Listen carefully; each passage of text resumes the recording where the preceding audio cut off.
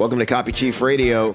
Today's show is a wisdom tree episode where well-known legends and even lesser-known but wildly successful entrepreneurs share their hard-won wisdom and actionable advice for succeeding in business. To check out all the Copy Chief Radio episode types, go to copychief.com/CCR.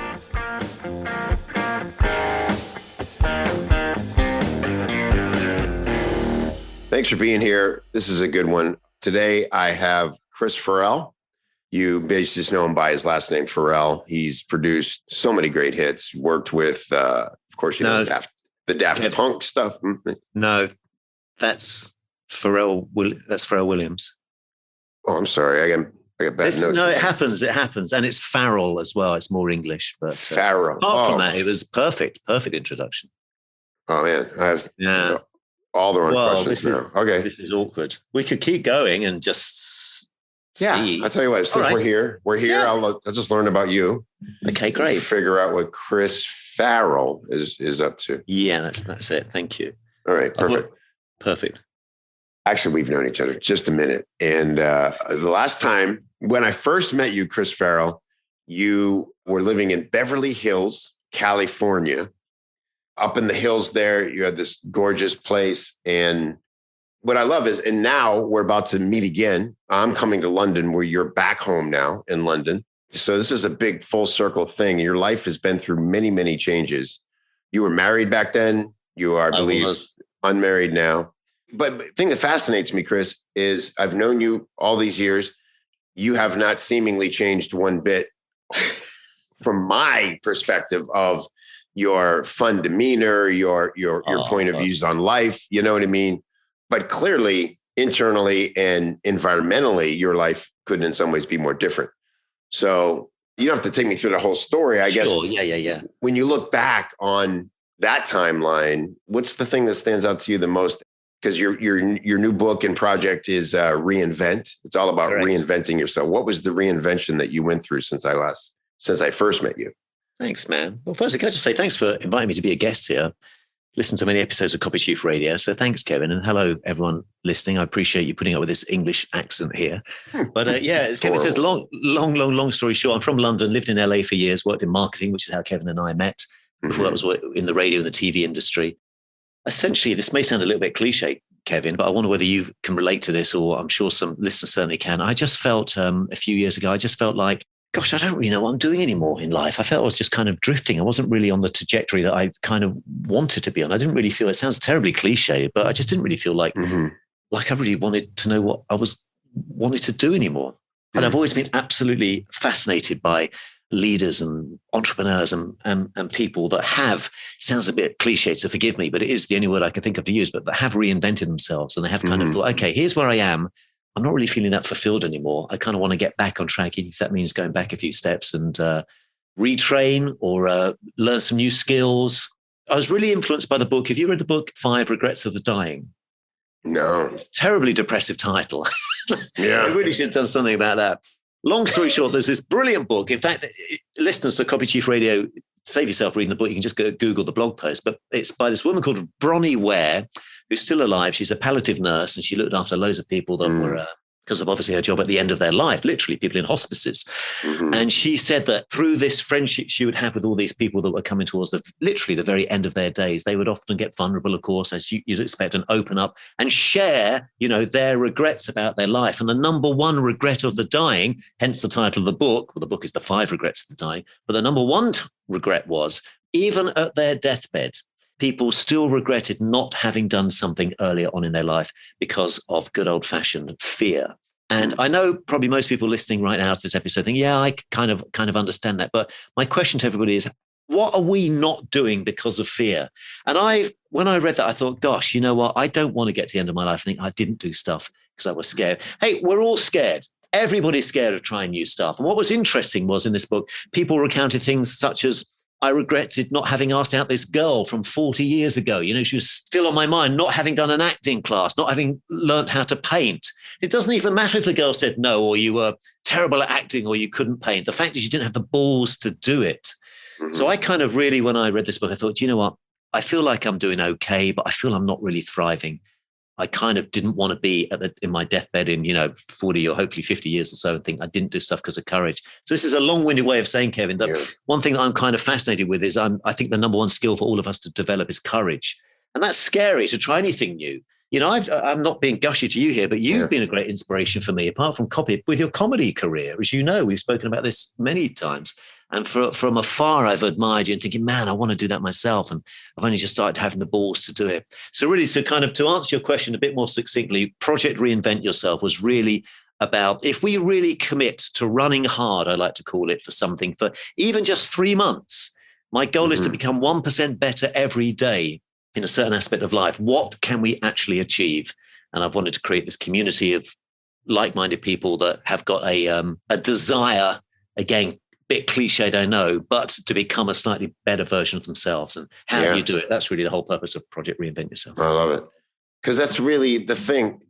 What strikes me hearing that is that there are a lot of people telling you how to hit this reset button or find your purpose and your passion in these things. And it seems like theoretically you just, somebody gives you this winning formula and then you apply it. And next thing you know, but then it seems like it's same as like a fitness plan or a diet plan. There's just tons of guilt and self-judgment along the way if you try to follow somebody else's path. It sounds like what you're doing here is telling people, you choose and let's help each other get 1% better every day. That's exactly what it is. It really is. Again, it's nothing that's like earth-shatteringly like, wow, I never thought of that before. But sometimes, as Jordan Peterson says, sometimes it's quite nice to hear somebody articulate what in our core, in our soul, in our heart, we kind of knew. And really, Project Reinvent Yourself is about baby steps, imperfect action, getting 1% better every day. Those micro, almost insignificant improvements. And I have a thing called a daily log, which we can talk about later if you like, where every day I track my victories of the day. And that's important, just to look at when your head hits the pillow every day. I really encourage students of mine to actually do this exercise, even if it is in your head. I write it down. It doesn't have to be. But even tonight, listeners right now, this episode of Copy Chief Radio, ask yourself tonight when your head is on the pillow, in all honesty and really brutally, ask yourself, well, how have you improved this morning from when you woke up in all areas of life, from health to wealth to finance to family to contribution, and it needs to be one of these areas. But if you can't answer that question, then you probably haven't really grown that day. And I think everybody listening to this episode is the commonality between all of us is we're all quite interested in some sort of growth.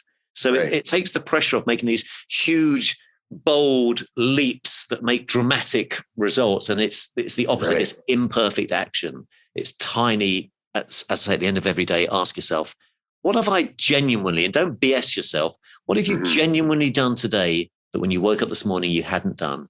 And I even encourage writing those down. And it's amazing over time when you read them, you think, oh, well, I emailed that guy about that podcast and I did my taxes and I did, stretched for 10 minutes this morning. So it's all these tiny little baby steps that compound over time. And if you have a 1% increase here and 1% increase there over time, it's the same as it's the analogy of the chessboard. If you have would you rather have $1 million or 1 cent, which doubles every square on the chessboard? And of course, most people say $1 million, but the actual answer is 1 cent compounded or doubled every day works out a lot more. Yeah, so, I think this is the idea of measuring it too, and being conscious of it is like the thing of we become what we focus on. Our reality becomes what we focus on, and if we're focused on something we did good and we know we're filling out the slog, we're more inclined to make time to do something good for ourselves or maybe for someone else. I have a thing where, and this is almost, people might be surprised to hear that I can be a bit shy and, I can fall into introverted traits, but I always love the version of me that outwardly will compliment a stranger on something. Oh, that's nice. Because I see things all the time that I admire about people, but sometimes I'm like, I don't want it to be weird or something, Well, but can I interrupt you? What are you saying? Yeah. You like that quality in yourself when you hear yourself do that? Yeah, because I say, well, that's not, that felt good because what happens when you compliment they immediately smile. They get a rush of good chemicals. They feel good. And all it takes is you uttering a couple of words. It's the intent behind it is that you notice something and they might have been feeling crappy. Then maybe they just got bitched out by somebody and you come along and say, I love your hair. Your hair looks, I love that hair color. You know, whatever. Do you get that it is. A lot? About people love your hair? I have people say, I love your aerodynamics, is what they say to me. I love the way the wind cascades off of your dome. That's what they tell me. And it makes me feel great. It changes my whole perspective in that moment. No, I would completely agree to that. I'd kind of add to that is that everybody, of course, has goals, obviously. I don't really think, I mean, goals are important in the context that they point us in the direction that we want to go to. But I actually learned the following from James Clear, who wrote Atomic Habits. So I can't take credit for this, but he actually said something which really impacted me. And he said, you don't rise to the level of your goals, but you fall to the level of your systems. So everybody has goals. Everybody wants to be financially better off or healthier and whatever. And again, nothing wrong with the goal, but just having the goal per se actually means nothing. If you think about it, the Olympics, everybody wants to win gold. Obviously, it can only be one winner. Everybody's got the same goal, but it's our systems. And this isn't clever, cute wordplay. Oh, it's not the goals, it's the systems. It's like, let me ask, listeners right now, wherever you are, if you're in the car, in the kitchen, if you're on the treadmill right now, if you're wanting to make some change in your life, if there's something that's on your mind, you want to add, an extra $5,000. I'm just using financial thing as an example because it's easy to actually kind of visualize. But my question to you is, what system have you got to achieve that? Because if you're living on hope, you can't, that's a very bad strategy to build anything on, just on hope. So my point is, this is one thing that I really kind of learned well, is goals are good, of course, but you've got to back that up with a system. Otherwise, you're just going to be like, oh yeah, I'd love to do this. That's my goal. And it's like, you need a system. You need a system. And that's why that saying, we don't rise to the level of our goals. We fall to the level of our system. Same as in health. If you feel your health is kind of plateauing, what system have you got? Have you got an accountability person that's calling you up twice a week? Are you like getting up in the morning when you feel like staying in bed for a little bit longer? So it's these systems that we need to have dialed in. Are you good at systems, Kay? Are you? I'm pretty good. I think once I realized that you have a system either by design or default, it helps me realize that I should be following something that's going to help me, especially like say with personal productivity is a big one. Like a little thing, like if I plan tomorrow at the end of today, I know I'm going to wake up. First of all, I'm going to end that day more clear-headed. I'm going to wake up more clear about what I have to do. That way I say, okay, if I want to be, my creative time is from 9 to 11, then I'm free to do that. And so that's a small example of a system that really works for me. And when I fall out of that, I notice I wake up and my creative time is disrupted because my brain is unsure what it's supposed to be doing, right? Little things like that. And it's quite easy, isn't it, to fall out of that system if you don't have, this is what I mentioned already a few times, I have a thing called a daily log. This is obviously this is an audio thing that people are listening to. As you and I are recording this, though, we can actually see each other. So I'm holding it up right now, and I fill this thing in every day. And an actual like a workbook. Is this part of Reinvent? So there's a format to this. I mean, you could argue it's a bit like a journal, but it's not really a journal. It's like I keep talking about, if we really want to make some improvement in our life, we have to do something different. We have to change. I always love that quote have you seen Rocket Man, the Elton John film? Yeah. Love that quote at the beginning where he's like a teenager and he's like, he says to that soul singer, he goes, how does this kid from Pinner, which is an area of London, become a soul singer? And the guy says, you have to kill the man that you are in order to become the man that you want to be. And I think that's true. If we really do want to make a change, we do have to kind of kill an old version of ourselves and become a new version of ourselves. And that means doing something different. If we all know, if we do what we've always done, we're going to get what we've always got. I know, again, it sounds a little bit pretty words, but it's true. If we want to do something, if we want to have a different result, logically, it stands to reason that we need to do something different. And so therefore, my point is just having something as simple as a daily log that I fill in every day. I just have got my habits that I do every day that I just mark, it's day 34, day 35, day 36, etc. I have this one central place where I can brain dump the number of days in a row that I've committed to my daily habits. I like to learn something every day to do with self-improvement. And I like to have a place where I know I can put it all in one place. So it's just makes my life easy. Again, it comes back to what we talked about earlier. This is my system. When we spoke a moment ago about we don't rise to the level of our goals, we fall to the level of our system. So what is a good system? Well, for me, it's having this daily log. That is my system. And since having it, I've noticed my life has been, I just feel more energized and focused, and I'm getting more done. I've shared it with friends and with students, and not everybody's going to do it. I'm very aware of that. Maybe about 10% of people do, but I'm constantly getting, maybe not every day, but certainly 3 or 4 times a week, messages from people saying, since filling in a daily log, I feel energized in the morning. And I often encourage people just do it for 30 days. Let's really have a 30-day focus. It's amazing how, like, psychologically you feel sharper and just kind of on it more. Yeah. So yeah, systems. I'm a big fan of having good systems that excite you to get stuff done.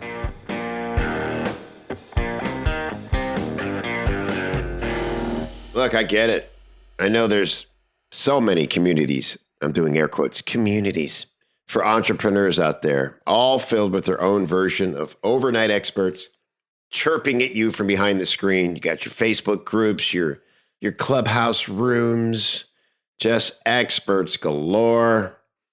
How often do you feel like you're being pinballed around from thing to thing and picking up a little bit, a little piece there? How much of that is actually making it into your brain and your fingers and your business and affecting your money? How many of these people are actually out there in the field getting their hands dirty and testing to find out what actually works and what flops? Well, in the Copy Chief community, a real community, you get shoulder to shoulder with the most active, successful marketers working in the trenches today, all while learning from industry legends who rarely teach anywhere else, if ever. Copy Chief is an amazing community, super newbie friendly. Also, you'll find, elite level marketers and copywriters in there. They're all working to become the best at their craft, get paid top dollar for their skills, stay ahead of the competition by keeping their finger on the pulse of what's working now. That's the X factor when you're backed up by a community and you can get any question you have answered by people who actually do this stuff and can tell you from real world experience what to do for your project, for your offer, for your funnel, for your clients. Man, you're unstoppable when you've got that kind of confidence. Go check us out at copychief.com/join. If you've never been a member, you're going to see what you've been missing and you're going to say, where has this been all my life?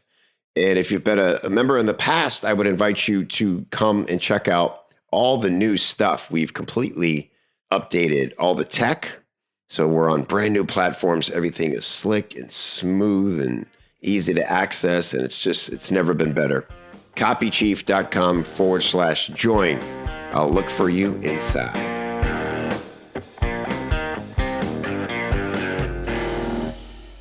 So tell me how it works now with your community, because since I've known you, you've had communities. You have Chris Farrell membership. That's nice to remember. Yeah. Oh yeah, huge. One of the first real great examples of how to truly build a community. From caring, from beyond the look. People need the tools and the tactics, but they also need support, right? And they need to feel supported and guided. That's something I probably learned a bit from you before I started Copy Chief, and have been able to do it. And with the thing that probably makes me the most proud. And so it was your instinct, I guess, again, with this, instead of just, hey, well, let me put together some workbooks and sell it as a training or something to create a community where you could have this ongoing conversation. Yeah.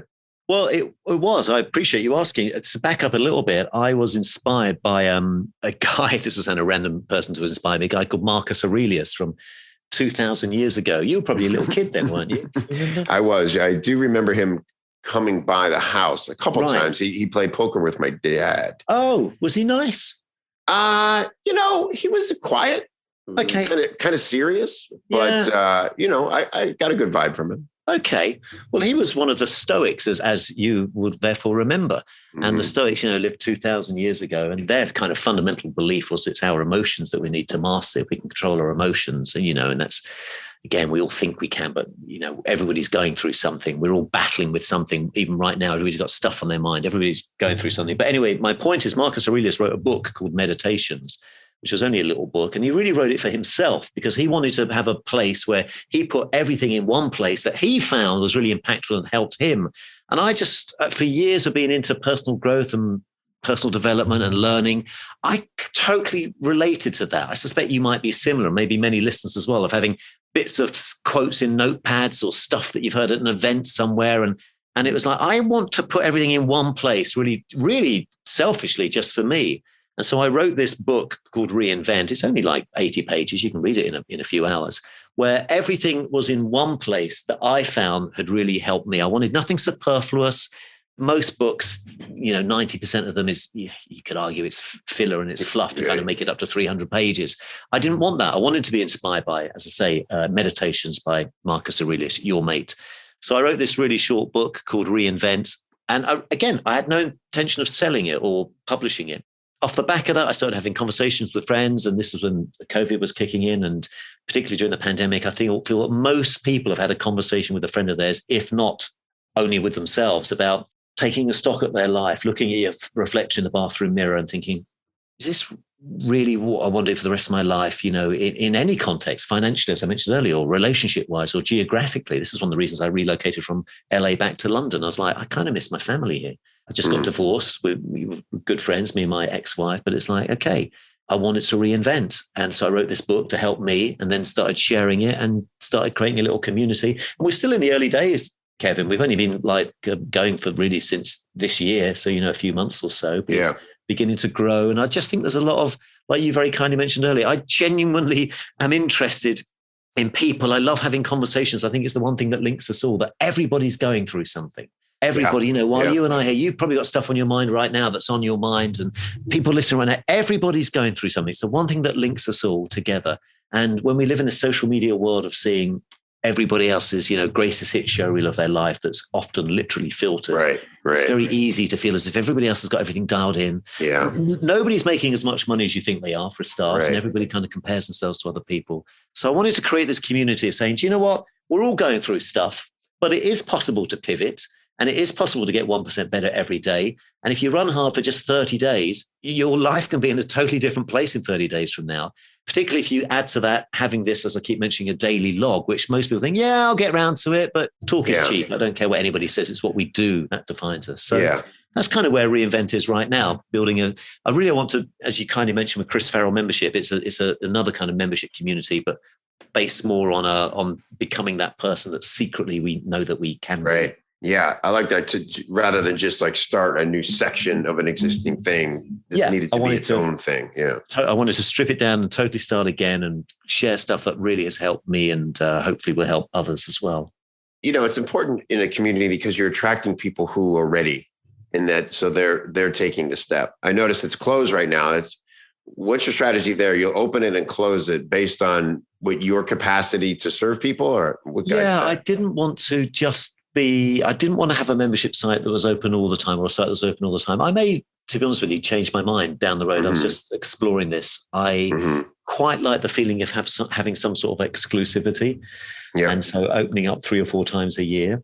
But I've got a book that people can grab for free, so that if people are still interested in, maybe reading Reinvent, then they can still get hold of that.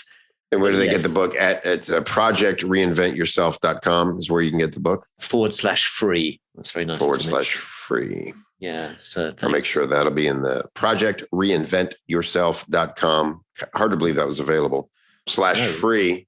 And I'll, of course, put that in the show notes. Thank you. Would you say, I'm interested, I'm not wanting to pivot it back to you, but would you say that you, if I can ask, have you had a moment in your life where you thought, okay, I need to make some, you don't have to be specific, but have you? You know me, I'm an open book. Yeah. Well, I've had so many, Chris, honestly, but the first one that comes to mind was, I get to actually cheat the easiest hand. I was actually dead once. I mean, I literally was going to die. And it was at the same time where I was looking to reestablish myself as a professional. My comedy career was ending. I was just discovering copywriting, and I bizarrely contracted a blood infection that attached itself to my heart valve, and I was a goner, man. It took us way too long to diagnose it properly, and things were not good. This is 2005. So on August 1st, 2005, I had open heart surgery and was given new life. So I'm literally in round 2. I'm in the bonus round. I mean, if I wake up grumpy, it's like, dude, check yourself, man. This is free. And do you do that? If you have a bad day, do you catch yourself thinking, come on, man? Sometimes, it's more of a stretch, if look, Here's the thing about having sort of a traumatic thing happen to you. It doesn't erase the fact that you're still going to have emotions like you used to have and you're going to have, I've battled anxiety and depression as recently as, a year ago. It definitely helps me remember that, hey, you could take it as seriously as you want, but you got to experience how fleeting this can be. And your plans aren't guaranteed, so you might as well go with it. And I have to say, Kay, I'm not going to be gushy here to you, but I love the fact you said about the anxiety and the depression. I'm actually almost obsessed, might be too strong a word, but fascinated by depression. I've certainly battled with it as well, and I think everybody has battled with it. Mm-hmm. And it's one of the greatest taboo subjects that still nobody will admit because it's seen wrongly as a weakness. I would take it even further. I think most people have battled with suicidal thoughts. Mm-hmm. And it's like something you'd never admit to anybody because it's like, I couldn't possibly admit that. Again, particularly with social media. But often even suicidal thoughts don't necessarily, although of course they can do, mean that maybe you want to kill yourself. It's just you don't want to carry on living as you are. But this is why I keep coming back to one of the straplines for Reinvent is everybody's going through something. And I think the depression, and I bet people listening right now I bet there's some listening that, you might be going through it right now. I've had days where, I've stayed in bed all day, watched crappy YouTube videos, thinking, what am I doing? And it's like, you feel like you can't admit that to anybody. But the reality is everybody's been there, but nobody kind of talks about it. Right. So I love you for sharing that. Yeah. And it can be subtle in a way too, right? Like we think of it as, this would be real. If I was really depressed, right, I wouldn't be able to get out of bed. I would be. No, it's not true. Like for me, I just start to feel a little detached, and I'm like noticing like, geez, it's actually really difficult right now to sit at a table with people. And this is not like me. I love people and I love those moments. And so why am I experiencing such a different reality towards something than I used to? And it's also easy as you grow in the number of years in your life to say, oh, well, that's just part of it. People love to say that. That's age. That, I'm 52 now. And I was like, I don't want to believe that. Maybe some little things change, but honestly, I don't feel any different than in my 30s, physically, mentally. Yeah. And so I didn't want to, it's just too easy to excuse away things that you probably should be paying attention to. Yeah. It's wonderful, isn't it, even having these conversations? I don't think in our parents' generation, this was kind of even talked about. No, and it's only really, I think even just in the last couple of years, of course, with what's gone on in the world, I feel that these are conversations that there's more pockets of these conversations erupting around the world in groups of friends, and people are just beginning to say, hey, I'm struggling a little bit here, or I have been struggling. And it's kind of like, okay to say. Well, I'm going to get the book and I'm excited to read it. I don't know why I haven't yet, but projectreinventyourself.com/free. Chris, thanks for doing this. Let's do more of these. It's so fun hanging with you, talking with you. Great. We didn't talk about my collaboration with Daft Punk. Yeah. Well, I know you've got some new stuff coming up too, right? Like what project has you most excited right now on the music front? I love how you'll throw it right back at me and thinking, okay, now run with that, Farrell, you idiot. Okay, man, I really appreciate your time. And thanks everyone at Copy Chief Radio for letting me into your ear for the last half hour or so. And I hope to see you again soon, Kevin. You will. You see me in a couple of days. I can't wait. That's right. Yeah. We'll get some photos for everybody. Perfect. That'd be fun. Yes. We're doing a London trip. Yes, sir. All right, buddy. Talk soon. Thanks, man. Thanks, man. Thanks, Kay. Bye. Hey, don't forget your goodies. Head over to copychief.com/copychiefradio to get some great free stuff to help you put the things you hear on the show into action for your business. Copychief.com/CCR.